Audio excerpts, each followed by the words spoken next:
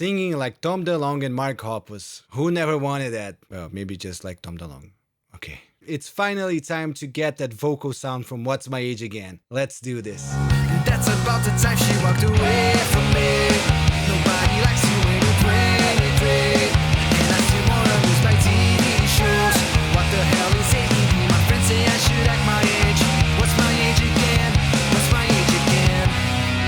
Alright, and if you don't know yet, I'm making a series about reverse engineering What's My Age Again by BLINK-182 using only Ableton Live plugins. So I've done a video about drums, I've done a video about bass, I've done a video about guitars, I've done a video about the little keyboard in the background, and now it's time to do a video about vocals. Make sure you watch those other videos first though. It's gonna be way easier to understand this one after you watch those ones. So yeah, vocals, the one that gets our self-esteem down because you just notice how shit of a singer you are. But we have to do it anyways. If you want to make music, it's good to sing. Singing is nice, singing is fun, and you learn to live with your voice at some point, right? So let's do these vocals. The main thing you have to know about vocals is that in pop punk and in pop music in general, vocals are usually doubled a lot. For this song, I believe there was a double for the entire song, so the main vocals were sang once, and then Mark doubled the same vocals across the whole song one more time, and then there's an extra little double for the chorus, just to make the chorus a little bit stronger, right? So that's exactly what I did. You see here, I have the main vocals here, I have the double for the whole track, and then I have the double for just the choruses. And I believe that gave me a very close sound to what they got in What's My Age Again. With vocal mixing for this one, there's a couple little tricks in there, but I had to try and keep it quite simple because it was a simple song. The vocals were quite dry, not many effects on them. So I tried just to simulate as much as I could the tone of the EQs and try to get the same sound. But the vocals are quite simple actually, so let's go through them. First step, as usual, I grouped all my vocals, like the main vocals and the doubles, into a group, and I processed them farther. But let me mute these so we can start from the very beginning, from the separate vocal tracks. First vocal track right here, Vox Mark, right? The main Mark Hoppus voice. Just recorded it, it's straight into my interface, no compressors, no EQs, nothing, just my mic going to my interface. This is before all the processing. I took her out, it was a Friday night, I work alone. To get the feeling right, we started making out, and she took off my pants, but then I turned on the TV. Again, the most important thing about recording vocals is you want to have the control of adding ambience and effects on it in the mix. You don't want that to be in the original vocals. So you have to try and keep your room as dry as possible. I don't have a perfect room. I have a bunch of reflections everywhere. I have windows, but I put a rug down. I put some soft stuff around me. I put some soft stuff behind my posters. I've done a bunch of little things to make it a little bit better because you have to try and record your vocals as dry as you can, as dry as your budget and your environment makes it possible, right? So yeah, the vocals in the song are pretty dry, even with all of the effects. So imagine if I didn't have dry vocals to begin with. It would have been hell. Now let's hear the vocals with all of the effects on. I took her out, it was a Friday night, I work alone. To get the feeling right, we started making out, and she took off my pants, but then I turned on the TV. And that's about the time she walked away from me. As you can see, there's some crazy automation going on in there, but I'll show you all the tricks. Don't worry about it. So the first step for a pop vocal, for a pop punk vocal or a pop vocal is to brighten it up. You go listen to the references like I did. You see I have the original song down here always as a reference. Listen to the references when you're mixing, and you're always going to be surprised how much you have to push the high end of your vocals. Like I used to mix my vocals so dark, and nowadays I just know that if I want to compete with the other guys, even though I don't particularly like my voice to be too bright, I have to push the high end. It's just how things sound nowadays. As you can see here, I start my vocal chain boosting the highs a bunch on channel EQ, and I take a little bit of the muddiness out in the low mids right here. That's it. First step, push those highs up. You're gonna need them. I took her out, it was a Friday night, I work alone.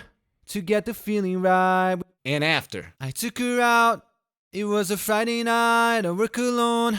to get the feeling right. See, a lot of brightness coming in there. Then next step's the obvious thing, compressor. You need to compress vocals. To make them sound like they sound in the radio, you gotta compress your vocals. And you don't have to be super sensitive with it. You can actually compress them quite a bit. For this song, I had a reference again, so that's why it's always good to have a reference. There are some very hyper compressed songs nowadays. This one's quite mellow actually. The vocals are quite dry and the compression's quite mellow. So if you look down here, the compression is 6:1. The attack is a little bit fast and the release is a little bit fast because it's a fast song and I wanted to control my kind of, not the best vocalist, right? So I wanted it to control my attacks a little bit. So I made the attack a little bit faster, and let's see the before and after. I took her out, it was a Friday night, I work alone to get the feeling right.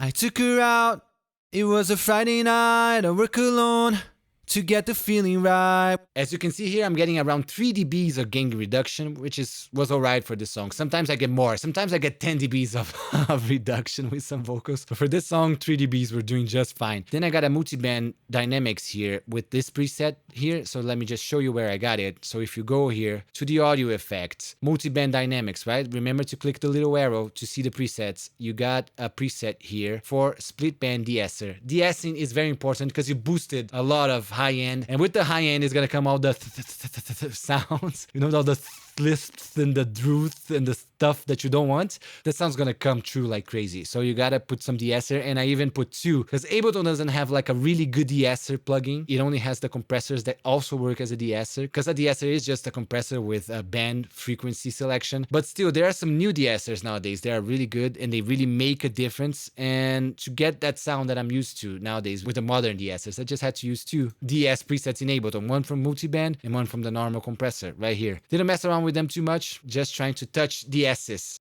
I took her out, it was a Friday night.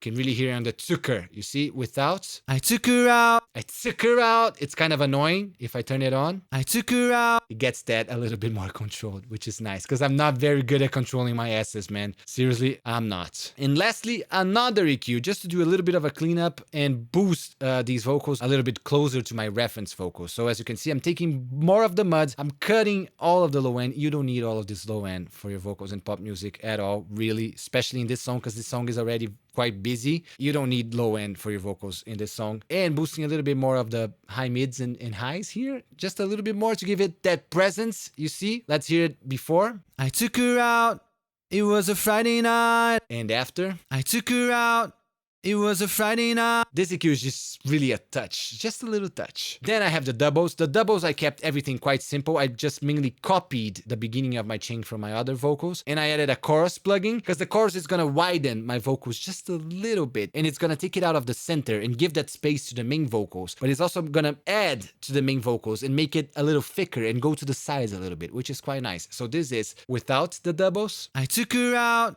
it was a Friday night. And now with. I took her out, it was a Friday night. I work alone to get the feeling right. You see they're mixed quite low with the main vocals. I'm gonna turn them up so you guys can hear it, but they're not meant to be consciously heard, you know? They're meant to be there to strengthen your main vocals, but you don't want the listener to know, oh, he sang it twice. They must be hidden. The secret of doubles is to hide them a little bit. But I'm gonna turn them up so you guys can listen to what they're doing. I took her out, it was a Friday night. I work alone to get the feeling right. We started making out and she took off my pants. You see they're wider, more phasey, and they just add to the main vocals. Just copy these presets here to another track. Just change the chorus plugin to ensemble mode just to make it a little bit different from the other double here, to make it add something different. And that way the chorus is a little bit stronger than the rest of the track. This is just the doubles. That's about the time she walked away from me.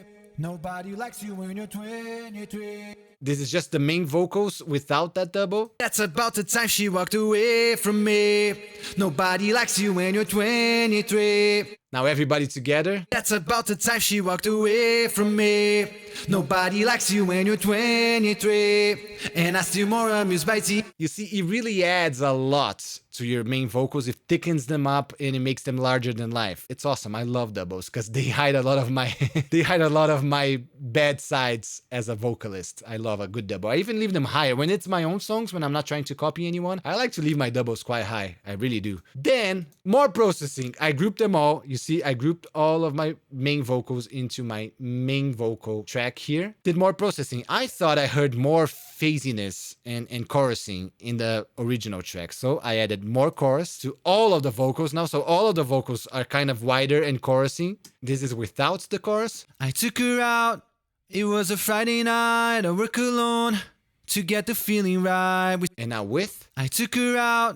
It was a Friday night. I work alone. You see, the mix is at 12%, so it's just a touch, of course, just a touch. Then glue compressor to glue all of these doubles and the main vocals together and compress everything a little bit more as well.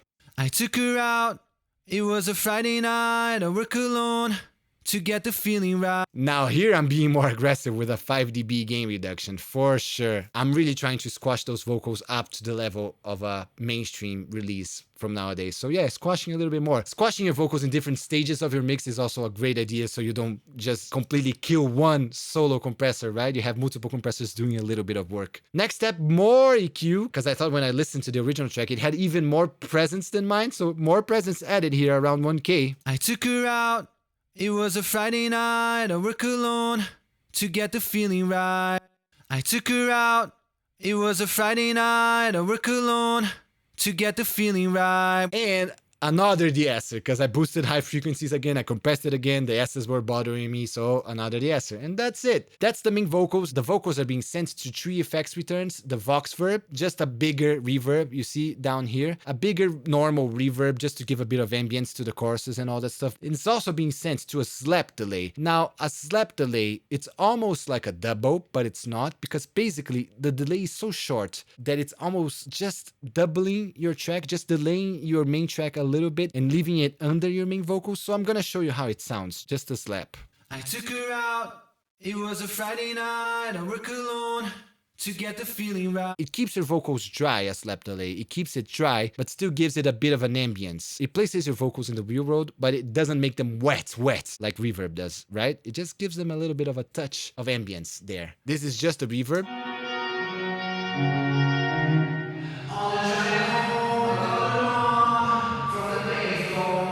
It's really low in the mix. Like, this song is dry. This reverb just comes just to give a bit of wetness in the chorus. But what really gives the chorus a boost of wetness is this long delay right here. On the drive home, I called her mom from the payphone. I said I was the cops in yours. And again, this is just the delay plugin with this preset here, dotted 8 note. This is the basic delay that you hear in choruses, the dotted 8 notes. It just works. You get this preset here in Ableton Live in the delay section here, delay, see? And then little arrow, again, clean delay, dotted 8 note is the first one. Add that to your choruses. Before you really go deep into learning delays, you can just add this and send a little bit of your vocals there doing the choruses, and it will make it sound like a chorus. So this is without any of these sends.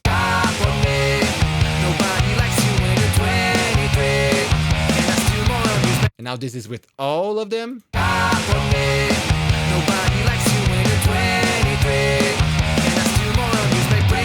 But it's quite a dry song, so the effects returns are mixed quite quietly. There's a couple of places that I did some automation I'm gonna show you here. I do a reverb throw on this word. TV. The vocal's quite dry before this. And making out, and she took off my pants, but then I turned on the TV.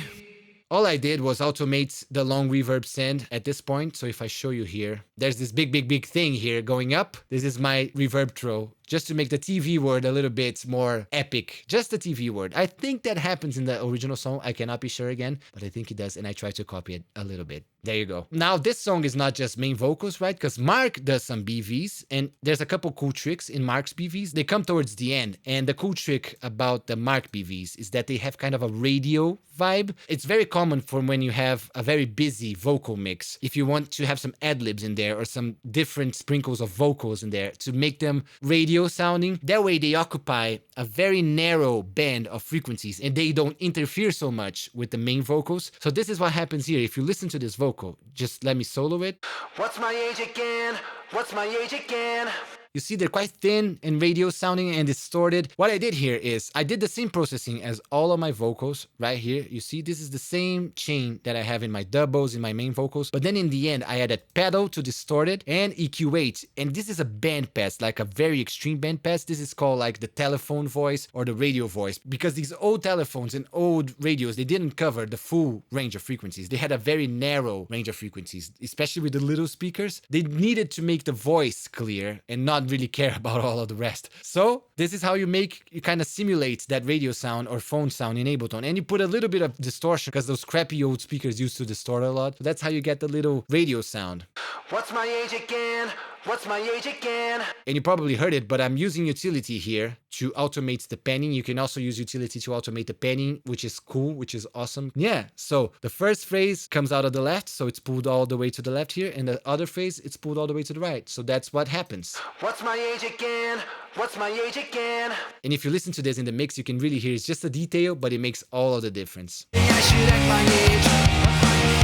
That's about the time that she broke up. It's really cool. And it's the same basic idea with his other vocals here, because in the very last chorus, a new vocal line comes in, and it kind of doubles with the little keyboard that I talked about in the other video. They have this little backing vocal that adds more harmonic content and adds more melancholy into the song, and it's really cool. It's my favorite vocal of the song, because it's so sad. And they use the little radio trick, but instead of just doing a band pass on this one, I thought that it still sounded like it had a lot of high end in there, so I didn't cut the highs, just cut the lows and lowered them a little bit here. So it's a less extreme radio sound. It doesn't have the distortion, for example, but this EQ here, this very extreme EQ here, and this very extreme boost on the highs here helps really it separate from the main vocals. It gives it a different vibe, and it also has a lot more reverb because it has to sound more epic. It's a very emotional vocals. You're gonna hear it now. Let's first hear it soloed. Please stay with me. Please stay with me. Please. Sounds kind of horrible on its own, but when you put it in the mix, it's awesome. You broke up with me. No one should take themselves so seriously.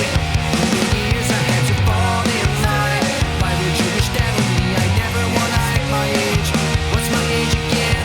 What's my age again? There you go. Really cool. I love those vocals. And lastly, Tom DeLonge, the Delonge himself, does some backing vocals in this song, the most iconic backing vocals in pop punk history. And I tried to do them, and I'm not gonna lie, it was hard. These backing vocals are really high for me. They're not meant for my voice. My voice is lower. My voice is much closer to Mark's voice, and this was hard. But I managed to kind of scream them out. They don't sound good, but in there in the mix, it's all right, okay?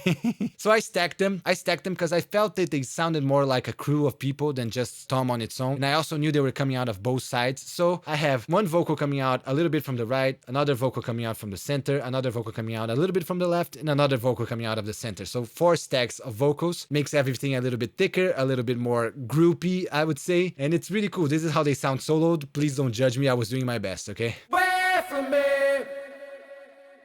23. Vocals quite wet. This one using the same returns from the other tracks, but the group of these vocals is just being sent strongly to the delay and to the reverb and all that stuff. She walked away from me. Nobody likes you when you're 23. You used to act like you're a freshman year. What the You see, they're not as wide as the guitars, but they're a little bit wider than the main vocal, and that's what I was trying to get. And that's it for vocals. I can't believe we did it one more time. We reached the end of another important step of our journey towards reverse engineering the song. The next step is gonna be automation and mastering. It's a pretty cool episode, so make sure you watch it. Subscribe so you get it. And you know what? Press the little bell button as well. I never asked for that, but press the little bell button so you know when you're going to be able to finish this song with me. Thank you so much for watching. Please press all the buttons out there that help me in this road, and I see you all next time. Bye. That's about the time she walked away from me. Nobody likes you when you're 23. You used to act like you're a freshman year. What the hell is wrong with me?